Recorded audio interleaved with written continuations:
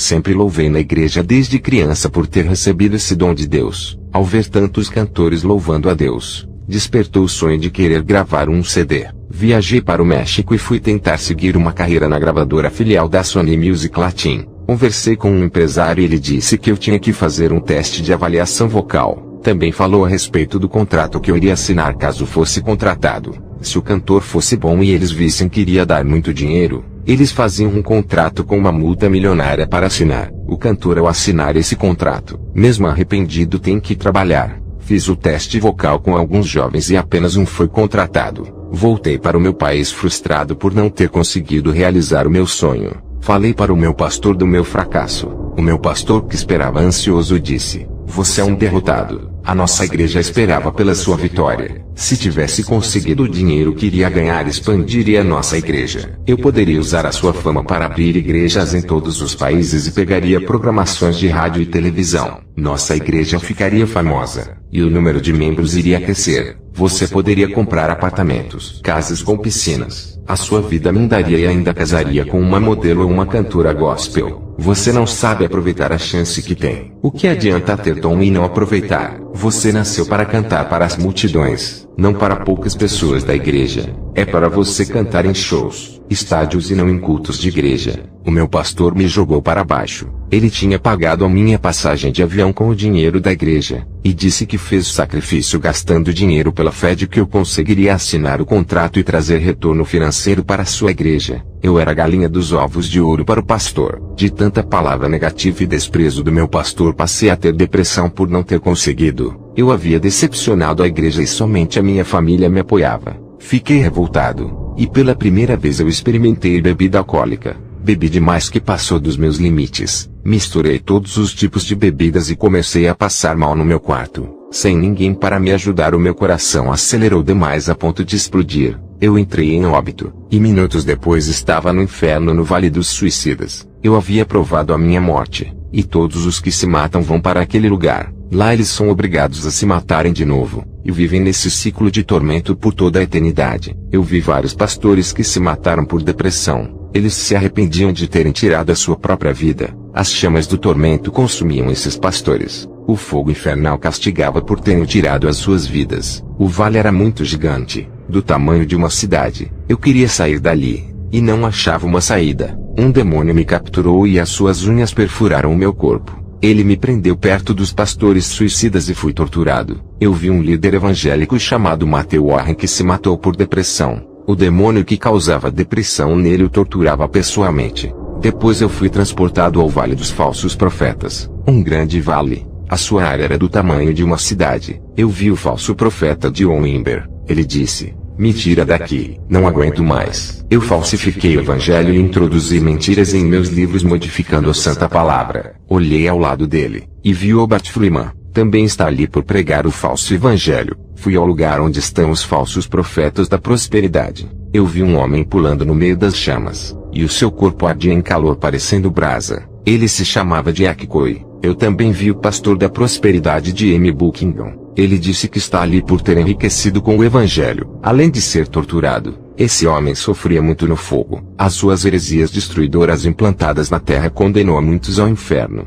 Eu fui transportado por uma força sobrenatural para o Vale dos Músicos Gospel. Pude ouvir louvores gospel naquele lugar. O anjo do Senhor apareceu a mim subitamente. Ele disse que todos os louvores gospel são feitos ali para terem sucesso no mundo. Vários nomes de gravadoras gospel estão ali, até a Sony Music Latin. E dentro dessa sala gigante eu vi vários ritmos gospel. Os ritmos eram blues, dance, hip hop, eletrônica, hardcore, rock, samba, black music, hard rock, country, forró, heavy metal, jazz, rap, pagode, sertaneja, gótico e outros. Os compositores dessas gravadoras são inspirados pelos demônios, e as letras dessas músicas correspondem aos requisitos dessas empresas musicais. As letras continham palavras de bem-estar, conquistas, milagres, vitórias pessoais e prosperidades. O anjo disse: "Percebeste o falso evangelho sendo cantado nesses louvores? As heresias são espalhadas nessas músicas."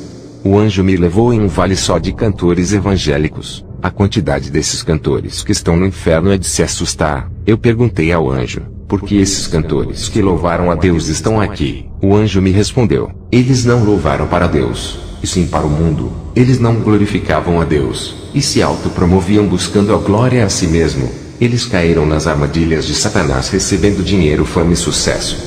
Eu vi o cantor Jesse Dixon no inferno que sofria muito com as chamas do fogo. Os demônios o atormentavam. Ele ficou famoso com as suas músicas gospel. Conseguiu uma legião de fãs que o adoravam e fez muitas pessoas da igreja virarem idólatras. Todas as gravadoras gospel são envolvidas com o satanismo. Eu perguntei ao anjo por que essas gravadoras estavam ali. Ele disse: tudo que é construído para enriquecer com a palavra de Deus é pecado. Essas indústrias gospel pensam em lucro. Do inferno o anjo me mostrou as gravadoras da terra. Eu vi muitos símbolos satânicos, e uma sala de ritual maligna de pactos. O anjo disse: esses empresários enriquecem com os louvores e ganham muito dinheiro por cada talento musical. Eles são gananciosos, e escravizam cantores gospel em shows. Muitos deles fazem pactos com demônios para faturarem milhões. Os louvores são inspirados por demônios, e nas letras tem ensinamentos da teologia da prosperidade.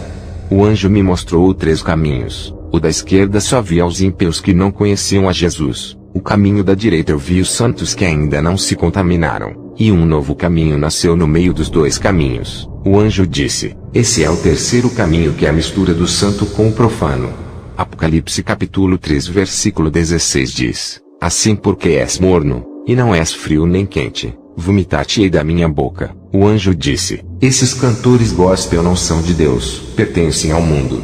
O anjo me mostrou vários cantores e bandas gospel trilhando esse caminho do meio, e no final dele vi um poço de fogo. Eu vi um grupo de demônios na frente desses cantores oferecendo malas de dinheiro. Os cantores eram conduzidos pelos demônios seguindo eles por causa das malas. Tanto o caminho da esquerda quanto o caminho do meio eram largos, e estavam cheios de pessoas, mas o caminho da direita eram poucos que andavam. O anjo me levou até um principado muito forte. Ele era o deus do louvor gospel e tinha um contrato negro em sua mão. Ele era o responsável dos negócios das gravadoras. Ele estava escrevendo novos louvores na terra e queria deixar a pessoa famosa. A pessoa iria louvar e faturar milhões de dólares. Eu vi vários papéis com letras de louvores que nunca glorificavam a Jesus, mas ao homem com suas vitórias e conquistas. Todos os cantores que fechavam contrato com essas gravadoras diabólicas automaticamente vendiam as suas almas. Eu vi nomes de cantores gospel no inferno. Esses ainda estão vivos na terra. Os seus nomes estão no inferno, e os lugares onde eles vão ficar quando morrerem. Eu vi um lugar para uma dupla de cantores que louvam juntos. Eu vi um lugar para uma banda de rock evangélico. Eram 5 lugares para cada um dos integrantes esperando as suas almas. O anjo perguntou para aquele príncipe do louvor gospel qual era o objetivo dele na terra. O demônio disse: eu inspiro os meus compositores e comando o mundo gospel, projetos que criei e que agora estão em sucesso na terra. Os cantores são os meus agentes que espalham heresias nas músicas. Tenho pregadores gospel que também são produtos do meu mercado. No meu mundo gospel, tanto os cantores como os pregadores são obrigados a venderem os seus dons e comercializarem o que é santo. Eu faço pregadores e cantores serem ídolos, e assim estou formando milhões de crentes idólatras dentro da igreja. Estou ganhando muitas almas para Satã e tendo grande recompensa.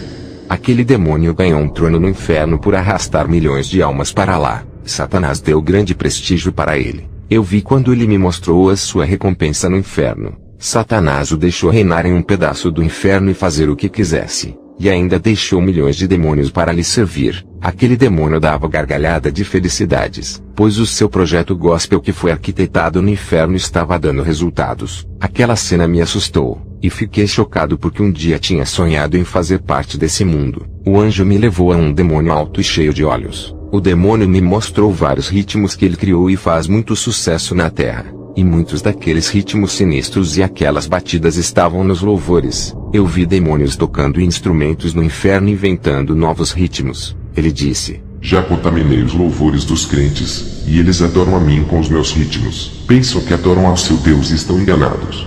O anjo disse: Hector, Satanás era um querubim de luz, e a sua função era de adorar a Deus. Ele regia um coral e os anjos louvavam a Deus. Quando se rebelou, ele trouxe para a terra suas músicas que não exaltam a Deus. Os louvores que glorificam o mundo e o ego das pessoas está exaltando a Satanás. Ele se especializou em músicas profanas, e agora fabrica todos os tipos de louvores para o mundo.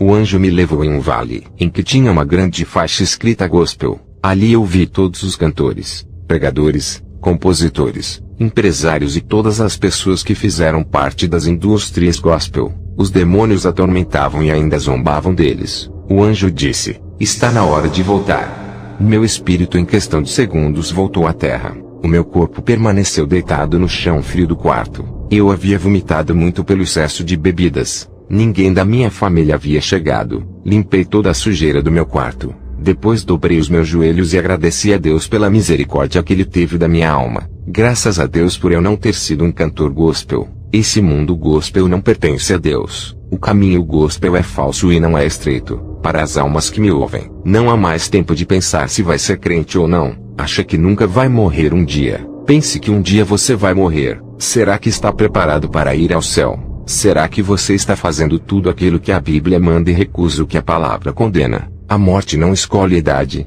Ela toca na criança, adolescente, adultos e nos idosos. Esteja preparado quando a morte tocar em você. Faça aquilo que a Bíblia manda você fazer. Não pense que irá viver até a idade idosa. A morte pode tocar em você amanhã, e tem que estar preparado para ir morar no céu. Quantas pessoas fazem planos de comprar uma casa no futuro e se casar, mas morrem antes que seus planos se realizem? Quantas pessoas planejam viajar no final do ano e morrem antes do ano se acabar? Pessoas que fizeram planos para o ano que vem, e não conseguiram alcançar o primeiro dia do ano. Daqui a um mês muitas pessoas vão morrer. No final desse ano milhões de pessoas vão morrer pelo mundo. Uma dessas pessoas pode ser você. A morte pode estar reservada ainda este ano para você. O dia da sua morte pode estar tão próximo do que você imagina. Não vale a pena fazer planos para o ano que vem se não sabem que estarão vivos. Por isso que temos que viver para Deus hoje. E se amanhã estivermos vivos pela sua misericórdia, agradeceremos a Ele por mais um dia.